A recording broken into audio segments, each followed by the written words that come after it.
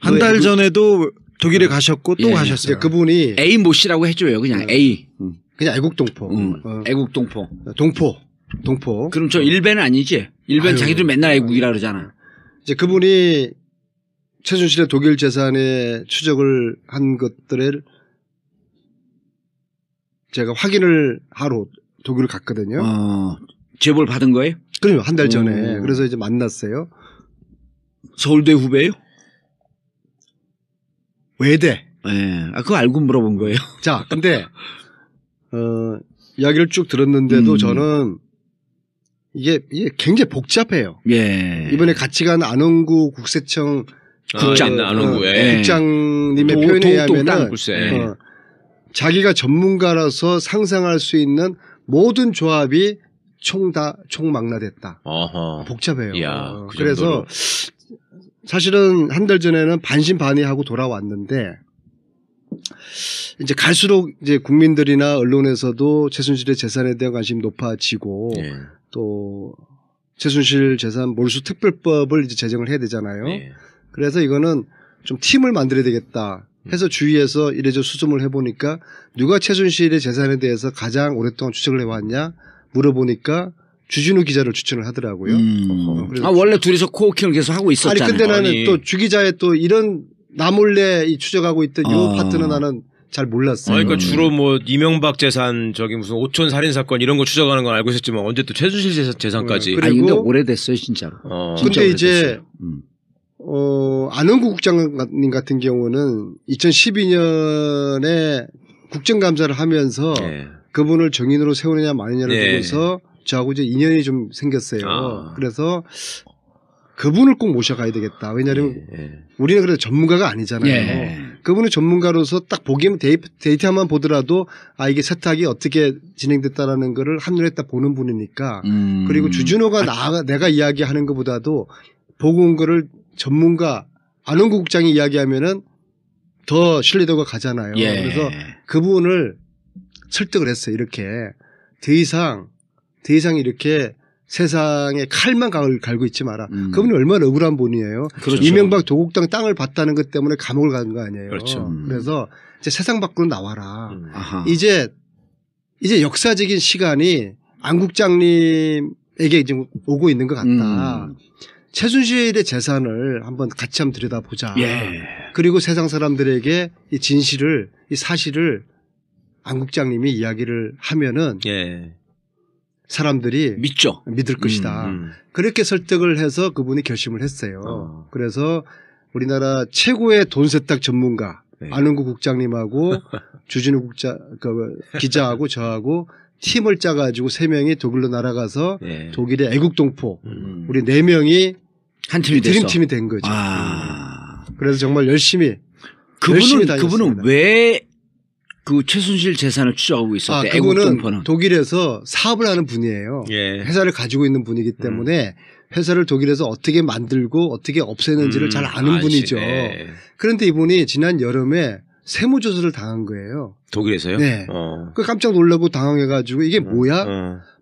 나중에 보니까 자기의 회사를 최순실하고 연관시켜가지고 독일 검찰에서 의심을 한 거예요. 같은 한국 사람이니까. 네. 그리고 자기 회사뿐만 아니라 주위에 한국 사람들 회사들이 다 세무조사를 받은 거예요. 그럼 독일 검찰은 지난 여름부터 추적을 하고 있었죠. 6월부터 했죠. 무슨 계기는 있었나요? 독일 검찰이 인지한 계기는? 뭐 제보를 그건 난 모르겠어요. 또 안다고 할지라도 독일 검찰하고 우리 이야기할 때 하기로 한 부분이 있기 때문에 우리가 이야기를 못 하는 거죠. 아니 그거는 이제? 독일어로는 안 하겠다라고 하는 선언이지 한국어는 그런 게 없을 거 아니에요? 그래서 이제 그 애국동포가 최순실 재산에 대해서 관심을 가지게 된 거예요. 자기가 억울한 아무 상관이 없는 나한테까지 이런 조사가 들어왔으면은 이게 진짜 실질적으로 최순실 재산이 있기 때문에 독일 검찰이 움직였을 것이다. 그렇게 해서 그 애국동포가 독일의 최순실과 관련됐다고 추정되는 회사들을 추정을 했는데 독일은 시스템이 머니하우스라는 그런 시스템이 있어가지고 거기를 들어가면은 독일의 회사들을 다 볼 수가 있고 거기 나오는 이름들을 치면은 또 연관된 회사들이 쫙 나올 수가 있고 그렇게 시스템이 돼 있어요. 그러니까 독일은 기업하는 사람들이 투명하게 하라라고 하는 의미에서 머니하우스라고 하는 곳에 다 올려가 있고 그러니까 국가가 운영하는 딥인가요 그게? 그렇죠. 그래서 이 애국동포가 몇 달 동안 최순실의 페이퍼 컴퍼니 수백 개와 또 최순실 걸로 추정되는 사업체, 호텔, 식당 그런 것들을 다 뒤진 거예요. 정말 기가 막혀요. 거기도 덕후네. 아니, 자기도 하는 사이에 이제 선수가 되고 완전히 신이 들려버린 거야. 관계도 그려가지고 트위터에도 한 번씩 올리고 그랬잖아요. 최고예요. 아 그래요? 네. 지금 어떻게 알아 당신은? 엄청나게 중간중간에 지금 올렸어요. 모든 언론들이 독일 재산 자료를 그분한테 봤는데 그분은 절대로 자기를 노출시키지 않아요. 예. 아 그럼 나는 그 사람 닉네임을 알겠다 누군지. 나도 그 자료를 봤거든. A로 시작해. 예, A로. 그런데 내가 지켜줘야 H라 돼. 그랬잖아요. 지켜줘야 돼. 애국 영웅이야. 예. 이렇게 부르자고. 그럼 너무 표시난다 그거는. 자, 너무 그래서 예. 그래서 갔는데 가서 우리가 뭘 봤는지 우리 주 기자가 설명을 하면 최순실 주기자. 이번에 가서 본 거는 예. 뭐 많지는 않고요. 거슬러 올라가야 되는데 박정희 정부 때 해외에서 그 외자를 들여옵니다. 한국에 돈이 없기 때문에 차관을 들여올 때 달러가 굉장히 귀했지 않습니까? 예. 그래서 그걸 대기업에서 이렇게 빌려서 써요. 그렇죠. 그러면 우리나라에 있는 돈보다 훨씬 더 싼 이자. 그렇죠. 그러니까 싸게. 그때 한국에서는 거의 20% 가까운 이자였는데 그렇죠. 외국에서 들어올 때는 뭐 5%, 7%예요. 근데 그렇게 들어오는데 차관을 들여올 때 그 차관을 들여올 때 커미션이 있습니다. 정부가 그렇죠. 주선을 해주니까. 정부가 주선을 하는데 그 커미션이 박정희 대통령의 비밀 계좌로 갑니다. 스위스에 있는 계좌.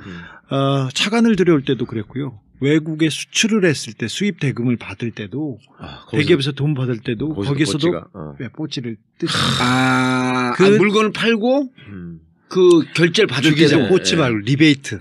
아니 뽀찌가 더 전문 말이에요. 전문 용어예요. 삥 한자로 삥. 네. 두 자로 뽀찌. 그래서 스위스로 갑니다. 이 스위스 계좌가 굉장히 큰 저수지에 담겨 있었습니다. 이건 박정희 대통령도 있었고요. 박정희 대통령 주변 사람들 다 불러보십시오. 이유락, 김영우, 박종규, 김종필.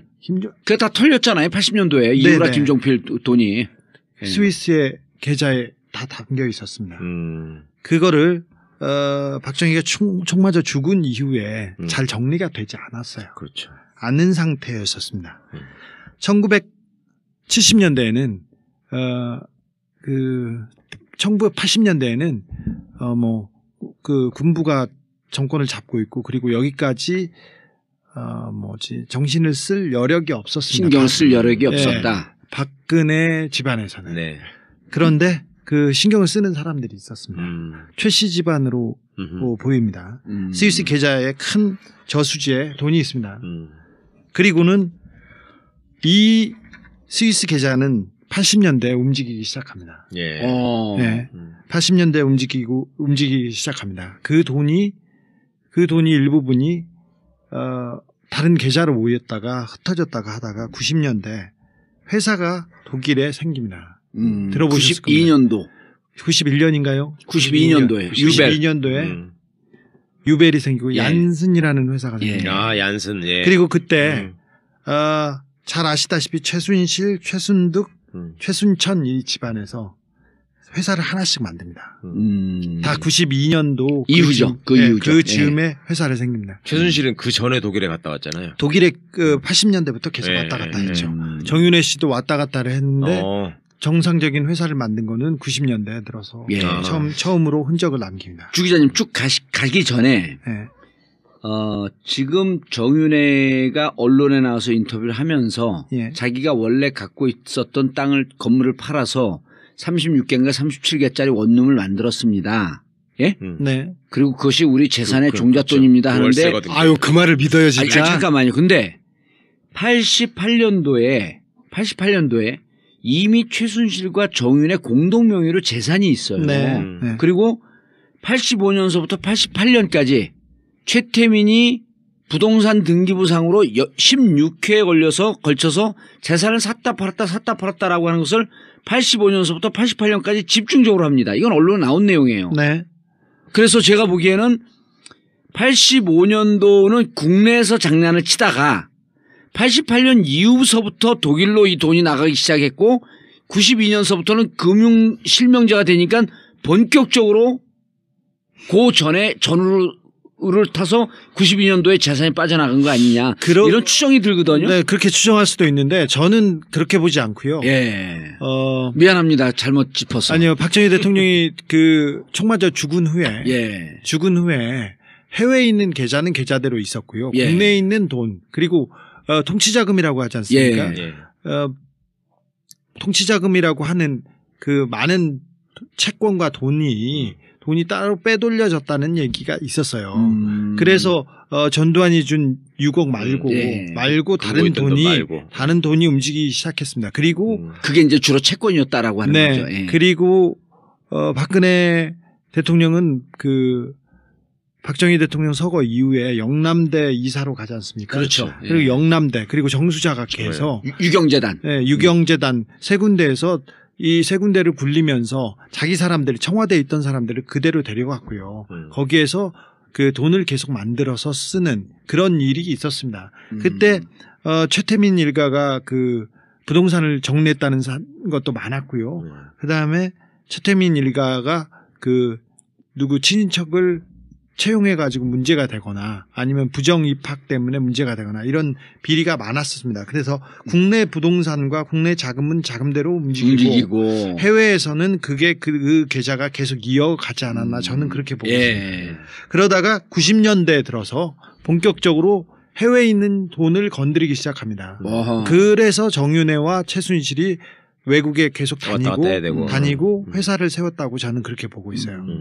그 회사가 92년도에 이렇게 움직이던 회사가 95년도 6년도 중반에부터는 최순실 정윤의 이름이 사라집니다. 이 회사가 사라지고 다른 회사로 움직입니다. 95년 96년쯤에 네. 그때는 다른 회사 의심할 수 있지 차명 회사니까요. 사실은 박근혜 대통령의 차명인가 차명이라고 볼 수도 있죠.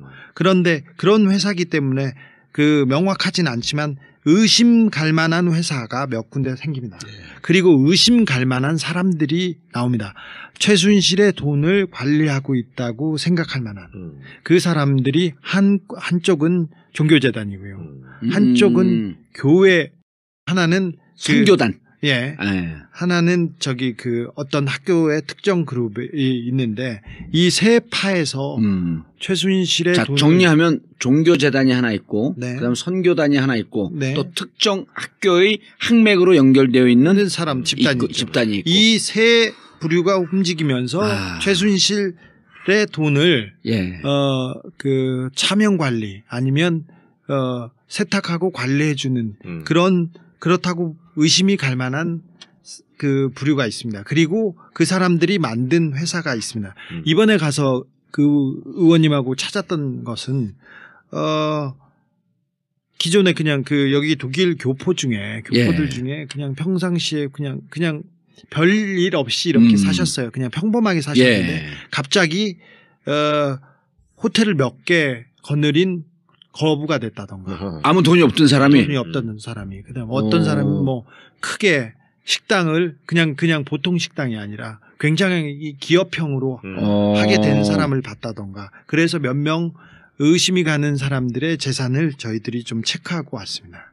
구체적으로 예를 들어서 92년도에 최초로 회사가 나타나는 게 유벨이거든요. 그런데 저는 그 이전에도 있을 거라고 봐요. 왜냐하면 독일에서 전산 시스템이 90년부터 생기는 거니까 80년대도 나는 있었을 가능성이 있다고 보는데 어쨌거나 공식적으로 확인되는 게 92년도 정윤회, 최순실, 독일 교포 유아묵의 이름으로 92년도에 유벨이라는 회사를 만드는데요. 지난번 감방 청문회에서 제가 최순실한테 유벨이라는 회사를 왜 만들었냐 무슨 말씀이세요? 그래요. 놀라고요, 안 놀라고요?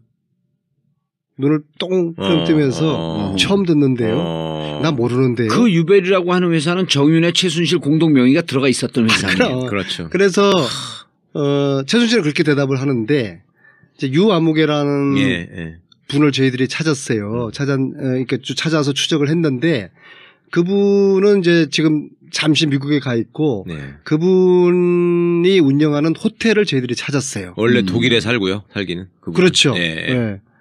애국동포가 찾았어요. 그래서 우리가 함께 갔는데 주 기자랑 함께 갔는데 거기에 따님이 있더라고요. 그래서 호텔을 지금은 따님이 경영하고 우리가 그 따님한테 주 기자랑 우리 함께 가서 국정조사 하러 왔고 몇 가지 물어볼 게 있으니까 차 한잔 하자. 안 나오는 거예요. 피하는 자 범인이다. 네. 안 나올 이유가 없는 거 아니에요.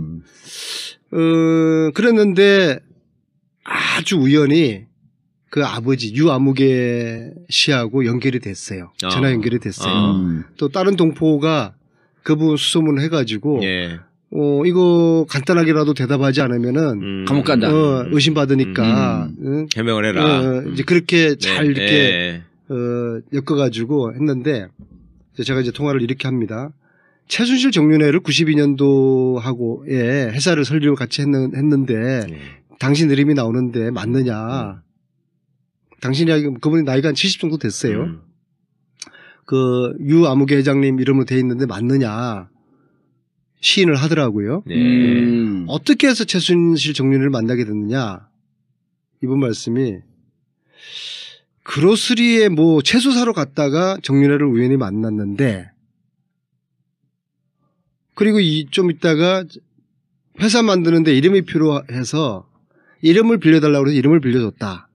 그리고 3개월 있다가 3개월치 월급을 받고서 나가라고 하면서 아무개한테 돈을 받아가라. 그 아무개가 데이비드 윤의 아버지 윤남수예요. 근데 윤남수한테 갔더니 돈을 안 주더라. 그래서 안 좋게 헤어졌고 그 이후로 한 번도 보지를 못했다. 이런 이야기를 하더라고요. 그러면은 지금 운영하고 있는 호텔은 어디서 난 거냐? 돈을 어떻게 벌으신 거냐?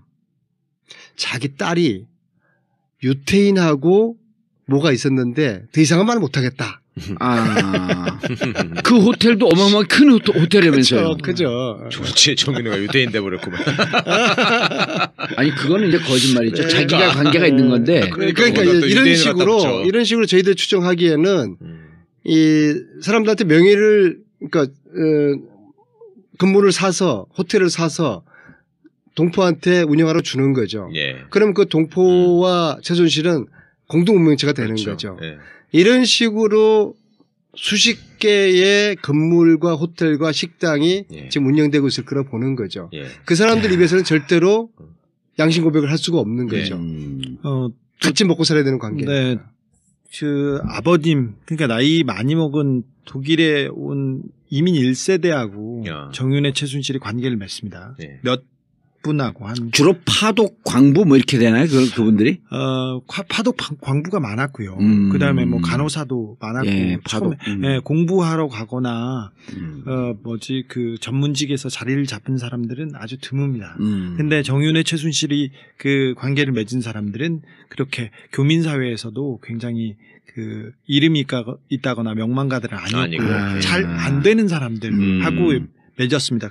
그리고나 혹은 특정 종교와 관련이 있거나. 네네. 다 그랬습니다. 한 3명 정도는 그래서 그 관계를 맺었는데 그 사람들의 아들, 딸로 인연이 맺어지고 그 사람들의 명의로 지금 재산이 많이 숨어 있습니다. 그런 사람들이 갑자기 잘 살게 되는 거지. 그러니까 고마운 거지. 그리고 앞으로도 이 관계는 유지돼야지 자기들이 그런 신분을 부를 유지할 수가 있는 거지. 일단 기본적으로 차명입니다. 그리고 오랜 시간 동안 세탁이 되어 있는데. 그리고 그 사람들 사회적 지위가 높지 않은 사람들이고. 네네. 그런데 독일은 너무 투명해서요. 돈의 흐름이 다 보여요. 그렇죠. 그리고 독일은 뭐 세계에서 거의 가장 잘 사는 나라 중에 하나인데 못 사는 사람이 없어요. 못 사는 사람이 없는데 대신 부자들도 아주 부자들도 없어요. 세금이 많기 때문에. 그래서 돈을 어떻게 만들었는지 좀 그 국세청이나 검찰이 들어가서 보면 파악이 가능할 금방 거예요. 알 수 있게. 그래서 저걸 자금 세탁이라고 본 거구나. 네. 그래서 이분이 돈을 많이 벌었다고 손치더라도 어떻게 하더라도 돈이 갑자기 이렇게 생기면 네, 뚝 떨어지진 않았을 거라고 주변에서도 다 이렇게 확인했어요. 그래서 저희가 이런 부동산 그리고 이런 사람을 찾아가고 그리고 그 주변을 계속 탐문해가면서 이 저희들이 맞는 합리적 의심이 맞는 건지 그래서 하나씩 둘씩 따져보고 온. 재밌는 게 동포 어른들을 몇 분 만나거든요. 예. 야, 저 사람이 어느 날 갑자기 호텔을 하더라. 어느 날 갑자기 식당을 하더라. 그런 증언들을 해요? 그럼요. 네, 저희가 다 갔죠. 참 이상하더라. 네. 저희가 근데 지금 거기에 이제 그 어른들이 최순실을 끼워 맞추니까 답이 다 그런 거죠. 대부분 최순실의 차명 재산을 관리하고 있었을 것이다라고 하니까 정답이 나오는 거네. 네. 주변에서 그래서 교민 사이가 뻔해서 예. 어떤 분이 뭘 했다, 어떤 분이 뭘 했다는 것도 알고 뭘 해서 돈을 번다는 것도 알아요. 그런데 저희가 의심하는 사람들, 저희가 예. 쫓아가는 사람들은 어느 날 아침에 큰 재산이 뚝 떨어진 사람들이에요. 예. 그래서 지금 시간이 많이 걸렸고 세탁 과정이 거쳤지만 그래도 그 재산을 찾는 데는 그리 어렵지 않을 거라고 봅니다. 저희는. 근데 안 의원님 궁금한 게 예를 들어갖고 내가 재산이 많아. 예? 근데 안민석 의원한테 내 재산 좀 이렇게 차명으로 해갖고 먹고 살기 힘든데 호텔 운영하고 그리고 하는 걸 다달이 나한테 얼마나 좀 주고 그리고 당신 재산을 이렇게 갖고 있어. 그런 식으로 한 거지. 그런 식으로 했는데 그러면은 안민석 의원이 예, 그리고 한 2, 3년, 3, 4년은 충성을 하죠. 그러다가 내가 먹어버릴까? 그냥 멍셔야지. 왜냐면 그거를 MB가 정주영 차명 재산을 지가 먹어버린 그렇죠. 거 아니에요. 그런 식이죠. 예? 다 먹어버렸지. 그때는 돈을 줄 수가 없으니까 이 강남에 땅을 줬는데 마지막 MB한테 가서 내놓으라 그러니까 뭐요 이거 내 건데? 이러고 그냥 먹어버린 거거든요. 근데 내가 궁금한 건 대부분의 사람들이 여름에 100이면 99면 그럴 건데 근데 이게 왜 안 그러고 이 사람이 유지가 되는가라고 하는 걸 내가 계속 곰곰이 생각해 봤더니 이 사람들이 특정 종교로 연결되어 있지 않으면 배신을 할 것 같은 거예요. 그렇지 않으면은 뭐 목줄이 잡혀 있거나 완전. 그렇지. 그 둘 중에 하나거든. 잘 보셨고요. 예. 그런 측면도 있고 저희들이 볼 때는 이게 다단계 형식입니다. 그러니까 최고위에 작은 대장들이 있는 거죠. 누군가가 컨트롤 타워가 있는 거네. 그 사람들만 종교일 수도 있고 네. 아니면 무슨 그 보이지 않는 힘을 갖고 있든 항맥일 수도 있고 보이지 않는 힘이 있을 수도 있든 가령 그런 거예요. 저희들이 어떤 식당을 가서 우리가 조금 관계 있다고 최순실과 관계 있다고 생각하는 식당을 가서 거기에 그 주인분하고 이야기를 했는데 자기 호텔에 작년에 최순실이가 그 호텔을 사러 왔다는 거예요. 사러 왔었다. 네. 근데 재밌는 게 우리가 의심하는 거는 그 호텔이 최순실 호텔이야. 워낙에 많으니까 최순실이 어떤 게 지 건지 모르는 거야. 그리고 또 지가 지 것으로 살아간 거예요. 그럴 수도 있는 거 아니에요. 자기는 위에 탑들만 관리하니까 그 밑에서 새끼 치고 있는 자산들이 디테일하게 모를 거 아니에요. 그래서 우리들이 참 웃었어요. 그 식당은 한국 식당이 아니고 네, 한국 식당들이 되게 있어요. 아니 이런 한국 거네. 식당인데 호텔을 끼고 있어요. 너무 골 때리는 게 팔남봉꾼이 바람둥이가 거느리는 여자들이 한 50명쯤 돼. 근데 지나가다 어떤 여자 보고 괜찮네. 예쁘네. 커피 한잔 하실래요? 그러니까 어제 저하고 같이 있었잖아요. 봉도사님. 예.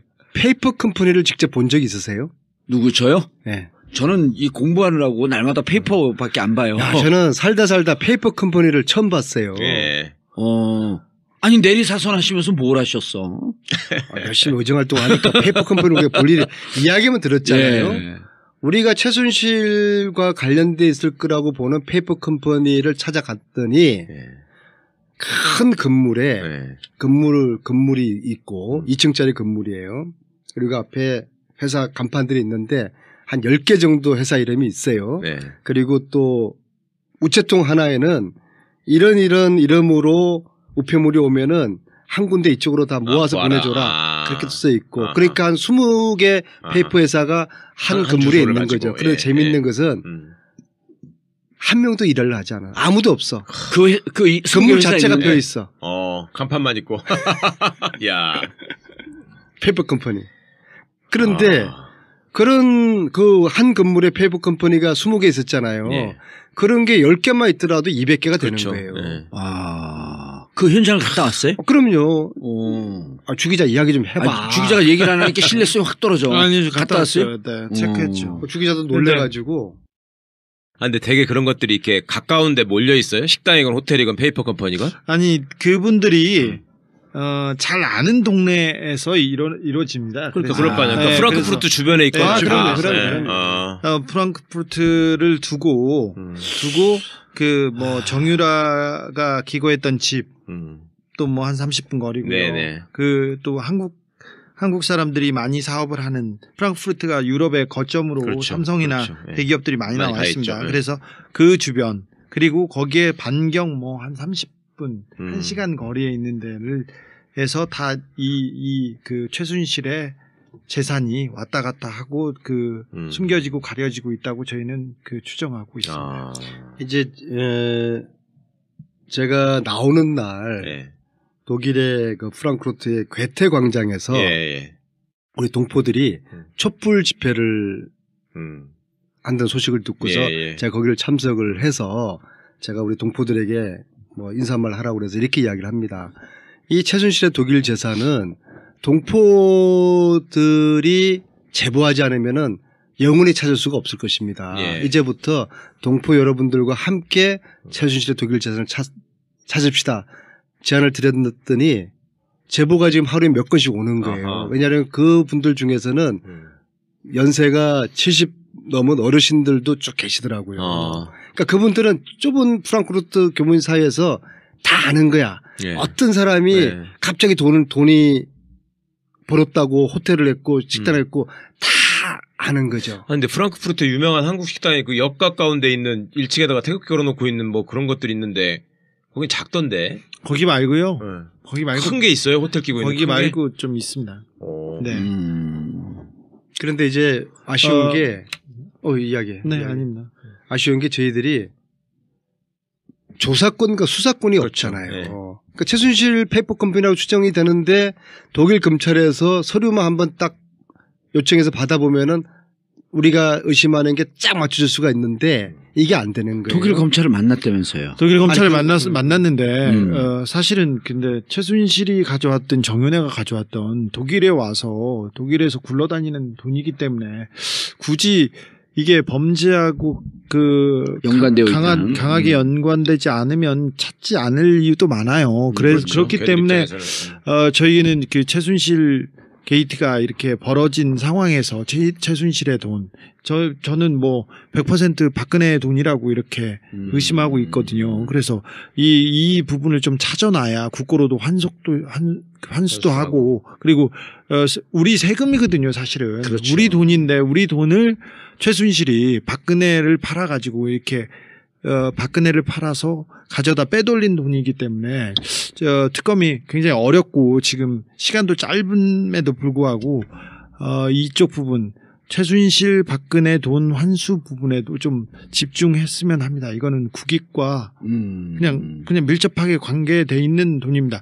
뭐 독일 검찰에서 말했던 페이퍼 컴퍼니 수백 개하고 뭐 10조를 찾아내면 다 우리 돈이 되는 거 아닙니까? 근데 굳이 그것도 또 아니더라고요. 아니 근데 그렇죠. 그게 어려워요. 그런데 우리나라 검찰이 빨리 찾아놓고 특검에서 찾아놓고 범죄 수익이라고 가져오면 그쪽에서 이제 움직이기 시작하죠. 그렇지 않으면 독일 검찰이 굳이 그렇게 열심히 움직일 이유가 없죠. 주내 거니까. 아니 그럼 독일 검찰 입장에서 역으로 또 지금 자금 세탁의 혐의를 갖고 추적을 하고 있잖아요. 네. 그러면 자금 세탁이면 부정이익이란 말이에요. 거기서도. 근데 거기서 먼저 찾아버리면 독일 국고로 환수가 되는 거 아니에요. 이게 정유라 체포하고 비슷해요. 비슷해요. 그래서 이걸 우리 검찰이 움직여서 좀 빨리 움직여서 우리가 그 방법은 최순실 재산 몰수 특별법을 빨리 만들어야 돼요. 지금 대선 주자들이 뭐 세종시로 뭐 옮기자고 약속하고 뭘 약속하고 이럴 때가 아니라 이 최순실 재산을 지금 독일 가보니까 뭐 최순실 걸로 의심되는 그 건물들이 막 금매로 나와 있어요. 계속 지금 나오고 막 처분할 거 아닙니까? 그래서 이거를 골든타임이 있는 거예요. 그래서 지금은 최순실 재산 몰수 특별법을 만드는데 대선 주자들도 각 그 당의 원내대표들도 치중을 해야 돼요. 사실 그렇게 해야지 네. 독일 검찰하고도 공식적인 협조 공조가 되는 것이거든요. 최 변호사님, 그 법리 구조는 아무래도 제일 정확하게 아니까 이게 최순실 재산 몰수 특별법 하게 되면 이게 위헌적 소유나 혹은 나는 이제 최순실이 아니고 뭐냐면 지금 주진우 얘기 쭉 하게 되면은 근거는 없지만 스위스 쪽하고도 공조를 해서 이 재산의 뿌리가 어딘지 추적을 한 다음에 70년대 통치자금이나 80년대 통치자금이라고 한다면 최순실 재산 몰수 특별법이 아니고 박근혜 최순실 재산 몰수 특별법으로 가야 되는 거예요. 아니면 두 개를 또 따로 가든지 먼저 쉬운 걸 먼저 해놓고 그다음에 박근혜 재산 몰수 특별법이라든지 국민의 세금을 다 강탈해 간 거거든 이게. 아니 근데 이게 특별법이나 이런 거로 해갖고 재산 몰수 이게 가능해요? 가능하죠. 가능하죠. 독일과 유럽의 많은 나라가 스위스를 압박해서 그 정부가 요청하면 계좌를 열게 돼 있어요. 그래서 많은 돈이 투명해지고 있는데 우리 정부가 요청을 해서 받아야 됩니다. 제 얘기가 그거예요. 70년대 예산은 그걸 하게 되면 그 계좌의 뿌리가 나올 거라는 거지. 그렇죠. 이미 그 박정희 계좌가 박종규, 이우락, 김영 모든 사람의 계좌가 있다는 것까지는 확인이 됐지 않습니까? 그렇죠. 근데 그 계좌가 어떻게 움직였는지 아무도 몰라요. 지금 그 박근혜 주변 사람들, 박정희 주변 사람들, 박근혜 주변 사람들은 스위스에 계좌가 있었고요. 그다음에 그리고 뉴욕이나 뉴저지에 대저택이 있었어요. 그래서 지금도 뻥떵떵거리면서 살면서 반기문 송별 파티를 해줬다고 하는 돈이 다 우리 돈이에요. 사실. 그렇죠. 그런데 제가 계속 몇 년 동안 스위스를 드나들면서 계좌를 쫓아다니고 조각만 있으면 가고 그랬는데 박근혜 정부 들어서 이런 얘기를 들었어요. 대사관 사람한테. 주 기자가 와가지고 기사를 써서 괴롭다. 그래서 괜히 MOU를 다시 써야 되고 우리가 다른 걸 쳐다보고 있다는 거예요. 뭐지? 저는 스위스 계좌에 대한 기사를 쓴 적이 없어요. 대신 취재는 갔었거든요. 제가 취재를 하러 다녀서 우리 정부에서 오히려 계좌를 안 열어주려고 오히려 보안을 강화하는 MOU에 대해서 얘기하고 있었어요. 그 당시에. 우리가 이제 독일 검찰하고 1시간 정도 면담을 했는데 이 사람들이 아주 겁을 주더라고. 사진 찍어서도 안 되고 녹취하면 안 된다. 검찰이? 이 자식들이 최강욱이 될 거야. 다행히 우리가 한국에서 재산 몰수를 요청하면 적극적으로 협조를 해주겠다. 그 주검찰이에요? 연방검찰이에요?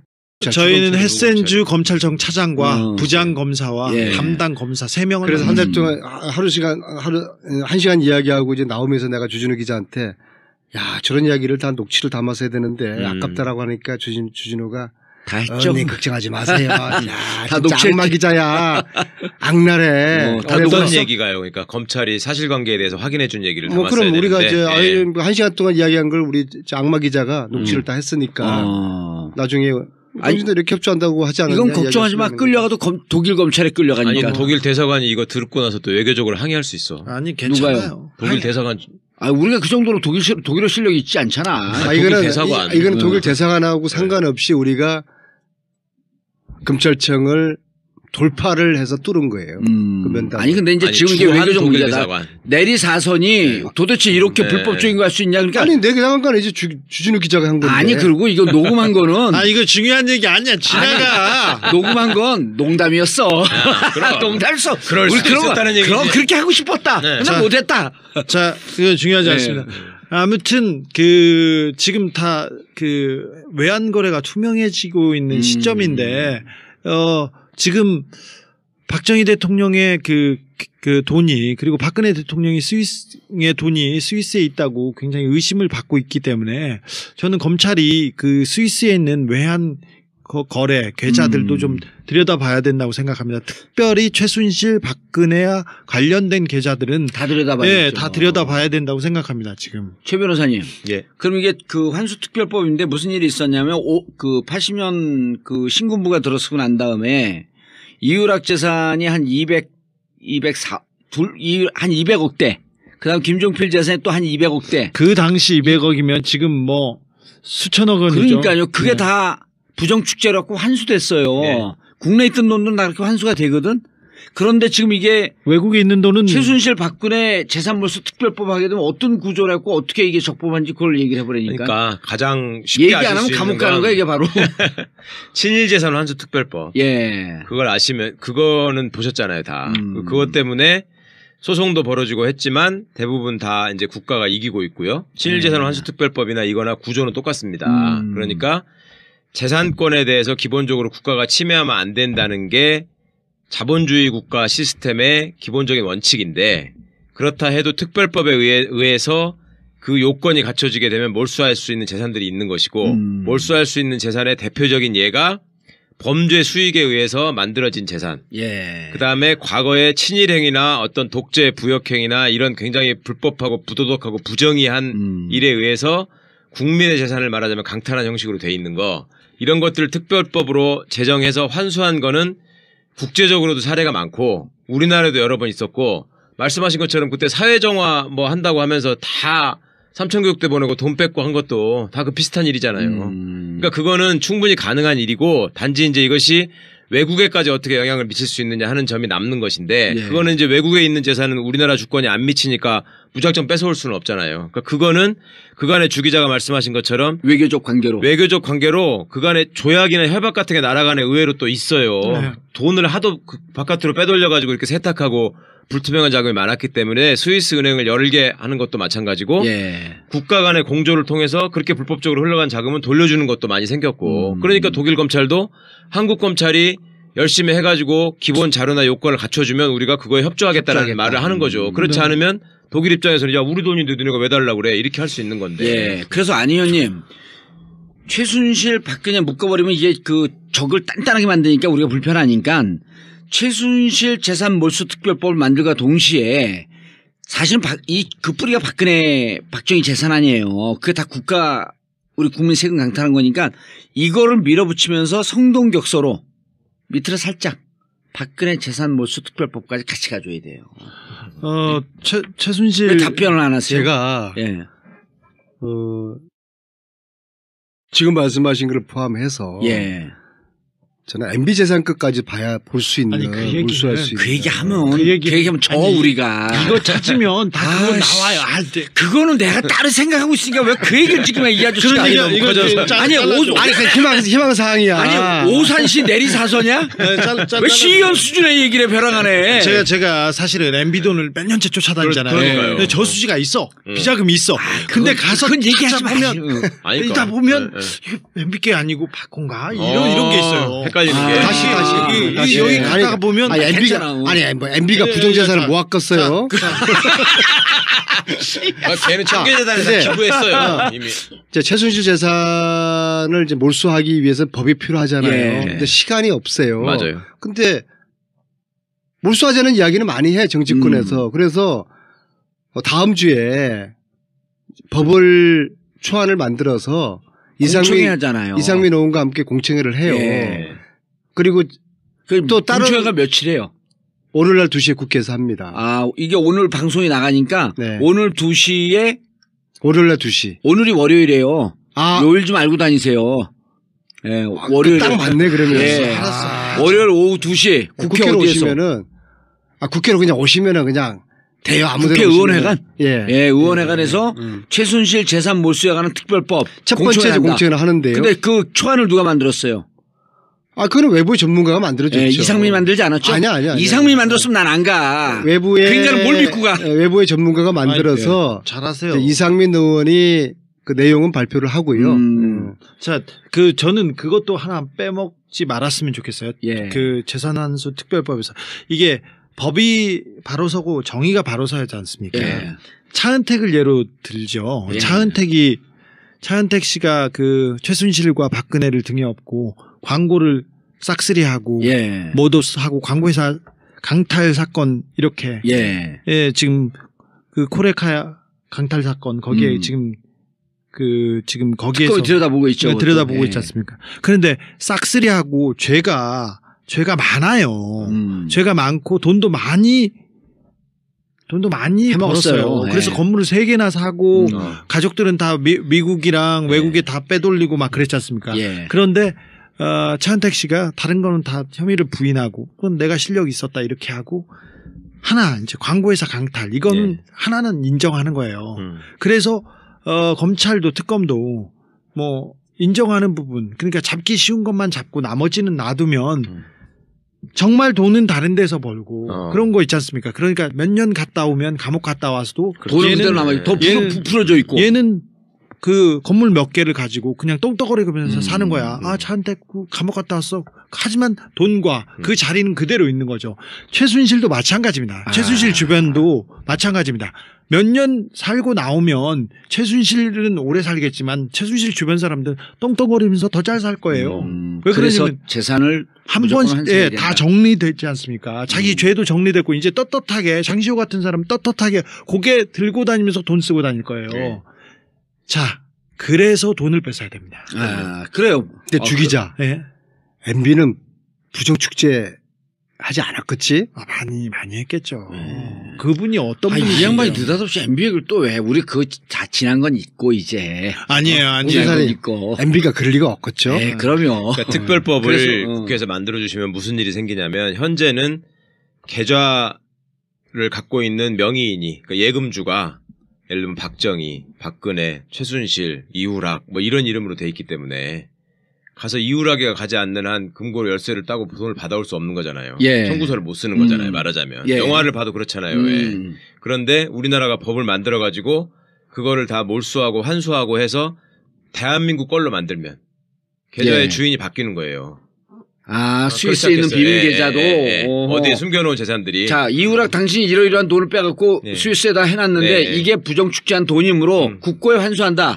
그럼 이후락 명의에 되는 것 같고 스위스에 갖고 다 열어달라고 열어줄 수밖에 없다는 거 아니에요? 그러니까 그 명의가 여기서 자동으로 대한민국 이름으로 바뀌는 거지. 가가지고 야, 내 돈이야. 그러면 줘야 되는 거죠. 거기는. 그 재산 환수 특별법 초안자에 이렇게 놓여야 돼. 자, MB하고 박근혜 정부 들어서 스위스 계좌나 외환 계좌를 전 세계적으로는 그 투명하게 공개하는 쪽으로 가는데 투명하게 하고 있는데 MB 정부하고 박근혜 정부 들어서 우리나라는 역행하고 있다는 역행하고 있다는 제가 그 취재가 진행되고 있었어요. 그러니까 이번에 그런 부분도 조금 재정비할 필요가 있어 보여요. 제가 볼 때는 이 독일 재산, 외국 재산을 찾을 수 있는 가장 좋은 방법은 최순실이가 숨겼다는 금고 2개 그 속에 다 들어있을 것 같아요. 근데 계약서라든지. 근데 그 금고를 알고 있는 사람이 있잖아요. 또 안민석 의원과 썸 타는 그녀. 그녀. 태블릿을 제가 한번 또 잘 한번 또 태블릿 PC 제출한 것처럼 잘 한번 설득해 볼게요. 검특검이요. 이번에 그 태블릿 PC 대포 PC 그거 받았잖아요. 특검이 마지막으로 지금 장시호 별명이 뭔지 알잖아요. 특검에서 특검 도우미. 특검 도우미예요. 특급 도우미. 네, 특급 도우미인데 장시호 때문에 풀리는 대목들이 여러 개가 있는데 마지막으로 결정적으로 도움을 받을 걸 그 금고 안에 있는 내용을 장시호가 봤잖아요. 그럼 그걸 잘 관리하라고 부탁을 했거든. 최순실이. 근데 금고 안에 있는 내용을 봤어. 금고를 열 수 있는 번호는 장시호만 갖고 있죠. 근데 어디에가 있는지도 사실은 장시호는 알겠지. 안 의원님 말씀이 굉장히 타당성이 있는 게 예전에 제가 수사할 때 경험인데요. 어떤 사람이 현금으로 수조 원을 가지고 언제든지 동원할 수 있는 능력을 가진 사람이 그 사람이 각 곳곳에 손을 뻗쳐가지고 어떤 사람들을 키우고 또 어떤 사업을 이렇게 같이 하고 또 자기 영향력을 확대하고 이런 일을 하는 사람이 있었어요. 그 사람을 우연히 알게 돼가지고 압수수색을 하러 간 거예요. 그런데 2층에 금고가 있는데요.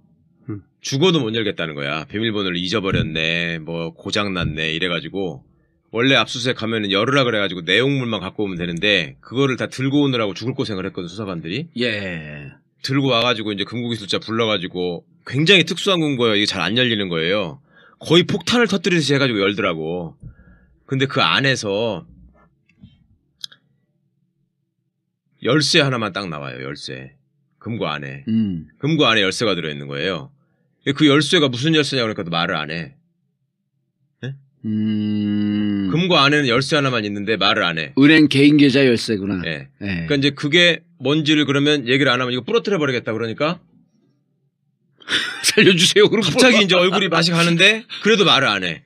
그래서 그러면 다시 한번 가가지고 그러면 이 열쇠가 맞는 데가 있는지를 찾아야 된다. 그랬더니 집에를 다시 안 가면 안 되냐는 거야. 그렇다는 건 집에 뭐가 있다는 거거든요.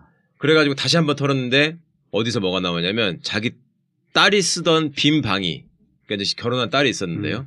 빈 방에 침대가 하나 딱 있었는데 그 침대 매트리스를 뒤집어가지고 안에를 까보니까 종이 하나가 나와요. 옛날 그 편지지 있잖아요. A4집도 안 되는 작은 편지지. 그게 딱 나오는데 거기에요. 손으로 일일이 자기 재산 명세를 써가지고 어디에 CD, 어디에 금괴, 어디에 뭐 해가지고 또 뭐 버진 아일랜드에 뭐 무슨 회사 이렇게 해가지고 그 재산 리스트가 그 편지지 한 장에 손으로 써 있는 거예요. 그거를 타이핑을 하면 기록이 남잖아, 전사. 그러니까 정기적으로 이 사람이 업데이트를 해가지고 지 손으로 써가지고 지만 아는 그 장소에다 넣어놓는 거고 사실상 그 열쇠는 나중에 이제 그걸 그 자기도 재산이 하도 많으니까 잊어버리는 거야. 네. 그러니까 열고 이 열쇠하고 이걸 들고 다니면서 찾아가지고 꺼내는 거지 하나씩. 그러니까 지금 말씀하신 것처럼 그런 금고 안에는 그 수기로 업데이트한 종이가 있거나 열쇠가 있거나 둘 중에 하나고 그거는 장시호 같은 사람이나 아니면 뭐 정유라나 정유라 손자가 관련돼 있는 뭐에다가 숨겨놓고 그렇게 했을 가능성이 되게 높다는 거죠.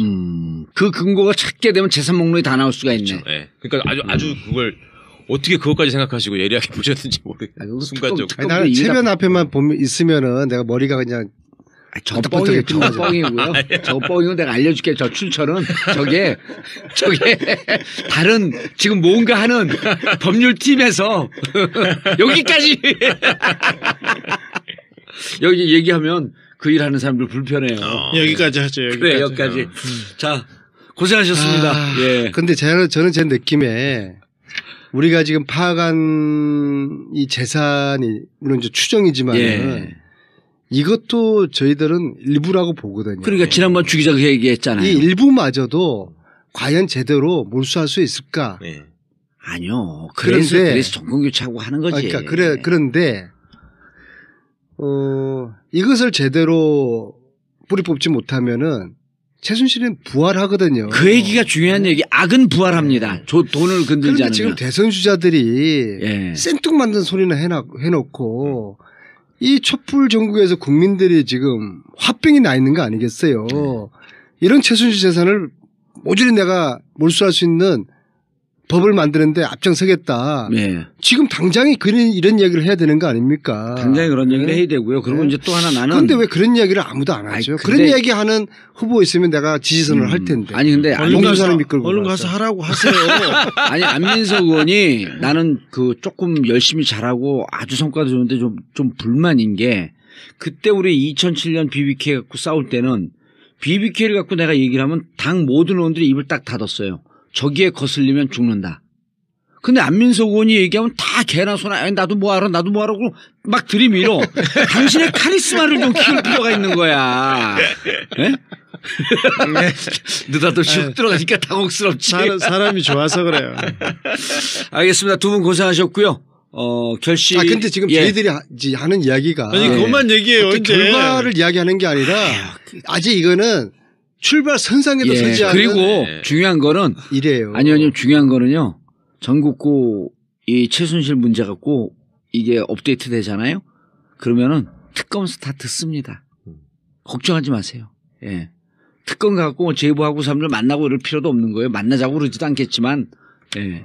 특검이 잘 할 수 있는 시간과 인력이 있을까요? 그게 걱정이 되는 거죠. 시간과 인력은 한정돼 있고 지금 굉장히 열심히 하고 있고 법을 빨리 제정하세요. 크리스마스도 1월 1일도 다 반납하고 열심히 일하는 걸 보고 있습니다. 근데 이 부분도 굉장히 중요한 부분이기 때문에 놓치지 말았으면 합니다. 그런 바람이 있습니다. 그럼 진짜 알겠습니다. 우리가 오늘 방송을 하면서 사실 중요한 한 5% 10%는 지금 진행되는 상황에 좀 도움이 안 되고 오히려 방해가 될 것 같기 때문에 얘기하지 못한 부분은 우리 청취자분들께서 잘 이해해서 잘 알아들으셨으리라고 생각을 하고 최순실 주기자. 이번에 가서 본 거는 예. 뭐 많지는 않고요. 거슬러 올라가야 되는데 박정희 정부 때 해외에서 그 외자를 들여옵니다. 한국에 돈이 없기 때문에 차관을 들여올 때 달러가 굉장히 귀했지 않습니까? 예. 그래서 그걸 대기업에서 이렇게 빌려서 써요. 그렇죠. 그러면 우리나라에 있는 돈보다 훨씬 더 싼 이자. 그러니까 싸게. 그때 한국에서는 거의 20% 가까운 이자였는데 그렇죠. 외국에서 들어올 때는 뭐 5%, 7%. 근데 그렇게 들어오는데 차관을 들여올 때 그 차관을 들여올 때 커미션이 있습니다. 정부가 그렇죠. 주선을 해주니까. 정부가 주선을 하는데 그 커미션이 박정희 대통령의 비밀 계좌로 갑니다. 스위스에 있는 계좌. 차관을 들여올 때도 그랬고요. 외국에 수출을 했을 때 수입 대금을 받을 때도 대기업에서 돈 받을 때도 거기서도 뽀찌를 뜯습니다. 물건을 팔고 그 결제를 받을 때도 뽀찌 말고 리베이트. 네. 아니 뽀찌라고 뽀찌가 더 전문 말이에요. 전문 용어예요. 삥 한자로 삥. 네. 두 자로 뽀찌. 그래서 스위스로 갑니다. 이 스위스 계좌가 굉장히 큰 저수지에 담겨 있었습니다. 이건 박정희 대통령도 있었고요. 박정희 대통령 주변 사람들 다 불러보십시오. 이유락, 김영우, 박종규, 김종필. 그게 다 털렸잖아요. 80년도에 이유락, 김종필 돈이. 스위스의 계좌에 다 담겨 있었습니다. 그거를 박정희가 총 맞아 죽은 이후에 잘 정리가 되지 않았어요. 그렇죠. 않은 상태였었습니다. 1970년대에는 1980년대에는 그 군부가 정권을 잡고 있고 그리고 여기까지 정신을 쓸 여력이 없었습니다. 신경을 쓸 여력이 없었다. 박근혜 집안에서는. 네. 그런데 그 신경을 쓰는 사람들이 있었습니다. 최씨 집안으로 보입니다. 스위스 계좌에 큰 저수지에 돈이 있습니다. 그리고는 이 스위스 계좌는 80년대에 움직이기 시작합니다. 예. 네. 80년대에 움직이기 시작합니다. 그 돈이 일부분이 다른 계좌로 모였다가 흩어졌다가 하다가 90년대 회사가 독일에 생깁니다. 들어보셨을 겁니다. 92년도. 91년인가요? 92년도에. 92년도에 유벨이 생기고 얀슨이라는 회사가 생깁니다. 얀슨. 예. 그리고 그때 잘 아시다시피 최순실, 최순득, 최순천 이 집안에서 회사를 하나씩 만듭니다. 다 92년도 이후죠. 그 즈음에 회사를 생깁니다. 최순실은 그 전에 독일에 갔다 왔잖아요. 독일에 80년대부터 계속 왔다 갔다 했죠. 정윤회 씨도 왔다 갔다를 했는데 정상적인 회사를 만든 거는 90년대에 들어서 처음으로 흔적을 남깁니다. 주 기자님 쭉 가기 전에 지금 정윤회가 언론에 나와서 인터뷰를 하면서 자기가 원래 갖고 있었던 건물을 팔아서 36개인가 37개짜리 원룸을 만들었습니다. 예? 네. 그리고 그것이 우리 재산의 종잣돈입니다 하는데 아유 그 말을 믿어요 진짜. 잠깐만요. 근데 88년도에 이미 최순실과 정윤의 공동 명의로 재산이 있어요. 네. 그리고 85년서부터 88년까지 최태민이 부동산 등기부상으로 16회에 걸쳐서 재산을 샀다 팔았다라고 하는 것을 85년서부터 88년까지 집중적으로 합니다. 이건 언론에 나온 내용이에요. 네. 한 달 전에도 독일에 가셨고 또 가셨어요. 그분이 A 모 씨라고 해줘요. 그냥 A. 그냥 애국동포. 애국동포. 동포. 그럼 저 일베는 아니지? 일베는 자기들 맨날 애국이라 그러잖아. 이제 그분이 최순실의 독일 재산의 추적을 한 것들을 제가 확인을 하러 독일을 갔거든요. 제보를 받은 거예요? 그럼요. 한 달 전에. 그래서 이제 만났어요. 서울대 후배예요? 외대. 네. 그거 알고 물어본 거예요. 자, 근데 이야기를 쭉 들었는데도 저는 이게 굉장히 복잡해요. 예. 이번에 같이 간 안원구 국세청 국장님의 표현에 의하면은 자기가 전문가라서 상상할 수 있는 모든 조합이 총망라됐다. 복잡해요. 이야, 그래서 사실은 한 달 전에는 반신반의하고 돌아왔는데 이제 갈수록 이제 국민들이나 언론에서도 최순실의 재산에 대한 관심이 높아지고 또 최순실 재산 몰수 특별법을 이제 제정을 해야 되잖아요. 그래서 이거는 좀 팀을 만들어야 되겠다 해서 주위에서 이래저 수습을 해보니까 누가 최순실의 재산에 대해서 가장 오랫동안 추적을 해왔냐 물어보니까 주진우 기자를 추천을 하더라고요. 원래 둘이서 코워킹을 계속 하고 있었잖아요. 아니 근데 나는 또 주 기자의 또 이런 나 몰래 추적하고 있던 이 파트는 나는 잘 몰랐어요. 그러니까 주로 뭐 이명박 재산 저기 무슨 오촌 살인 사건 이런 거 추적하는 건 알고 있었지만 언제 또 최순실 재산까지. 아니 근데 오래됐어요 진짜로.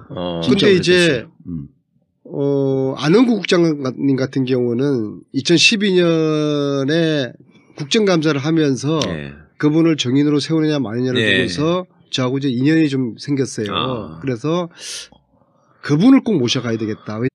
독일 검찰이 인지한 계기는 뭐 제보를 받아 그건 난 모르겠어요. 또 안다고 할지라도 독일 검찰하고 우리 이야기할 때 하기로 한 부분이 있기 때문에 우리가 이야기를 못 하는 거죠. 아니 그거는 이제? 독일어로는 안 하겠다라고 하는 선언이지 한국어는 그게 없을 거 아니에요? 그래서 이제 그 애국동포가 최순실 재산에 대해서 관심을 가지게 된 거예요. 자기가 억울한 상관이 없는 나한테까지 이런 조사가 들어왔으면은 이게 진짜 실질적으로 최순실 재산이 있기 때문에 독일 검찰이 움직였을 것이다. 그렇게 해서 그 애국동포가 독일의 최순실과 관련됐다고 추정되는 회사들을 추정을 했는데 독일은 시스템이 머니하우스라는 그런 시스템이 있어가지고 거기를 들어가면은 독일의 회사들을 다 볼 수가 있고 거기 나오는 이름들을 치면은 또 연관된 회사들이 쫙 나올 수가 있고 그렇게 시스템이 돼 있어요. 그러니까 독일은 기업하는 사람들이 투명하게 하라라고 하는 의미에서 머니하우스라고 하는 곳에 다 올려가 있고 그러니까 국가가 운영하는 딥인가요 그게? 그렇죠. 그래서 이 애국동포가 몇 달 동안 최순실의 페이퍼 컴퍼니 수백 개와 또 최순실 걸로 추정되는 사업체, 호텔, 식당 그런 것들을 다 뒤진 거예요. 정말 기가 막혀요. 거기도 덕후네. 아니, 자기도 하는 사이에 이제 선수가 되고 완전히 신이 들려버린 거야. 관계도 그려가지고 트위터에도 한 번씩 올리고 그랬잖아요. 최고예요. 그래요? 네. 지금 어떻게 알아 당신은? 엄청나게 중간중간에 지금 올렸어요. 모든 언론들이 독일 재산 자료를 그분한테 봤는데 그분은 절대로 자기를 노출시키지 않아요. 그럼 나는 그 사람 닉네임을 알겠다 누군지. 나도 그 자료를 봤거든. A로 시작해. A로. 그런데 내가 H라 그랬잖아요. 지켜줘야 돼. 애국 영웅이야. 이렇게 부르자고. 그럼 너무 표시난다 그거는. 자, 그래서 갔는데 가서 우리가 뭘 봤는지 우리 주 기자가 설명을 합니다. 왜냐하면 우리는 그래도 전문가가 아니잖아요. 그분은 전문가로서 딱 보기에는 데이터만 보더라도 이게 세탁이 어떻게 진행됐다라는 거를 한눈에 딱 보는 분이니까 그리고 주진호가 내가 이야기하는 것보다도 보고 온 거를 전문가 안흥구 국장이 이야기하면은 더 신뢰도가 가잖아요. 그래서 그분을 설득을 했어요. 이렇게 더 이상 이렇게 세상에 칼만 갈고 있지 마라. 그분이 얼마나 억울한 분이에요. 그렇죠. 이명박 도곡당 땅을 봤다는 것 때문에 감옥을 간 거 아니에요. 그렇죠. 그래서 이제 세상 밖으로 나와라. 이제 역사적인 시간이 안 국장님에게 이제 오고 있는 것 같다. 최순실의 재산을 한번 같이 한번 들여다보자. 그리고 세상 사람들에게 이 진실을, 이 사실을 안 국장님이 이야기를 하면은 사람들이 믿을 것이다. 그렇게 설득을 해서 그분이 결심을 했어요. 그래서 우리나라 최고의 돈 세탁 전문가 안흥구 국장님하고 주진우 기자하고 저하고 팀을 짜가지고 3명이 독일로 날아가서 독일의 애국동포 우리 4명이 한 팀이 드림팀이 된 거죠. 그래서 정말 열심히 다녔습니다. 그분은 왜 그 최순실 재산을 추적하고 있었대? 그분은 독일에서 사업을 하는 분이에요. 회사를 가지고 있는 분이기 때문에 회사를 독일에서 어떻게 만들고 어떻게 없애는지를 잘 아는 분이죠. 그런데 이분이 지난 여름에 세무조사를 당한 거예요. 독일에서요? 네. 그 깜짝 놀라고 당황해가지고 이게 뭐야? 나중에 보니까 자기의 회사를 최순실하고 연관시켜가지고 독일 검찰에서 의심을 한 거예요. 같은 한국 사람이니까. 그리고 자기 회사뿐만 아니라 주위에 한국 사람들 회사들이 다 세무조사를 받은 거예요. 그럼 독일 검찰은 지난 여름부터 추적을 하고 있었죠. 6월부터 했죠. 무슨 계기는 있었나요?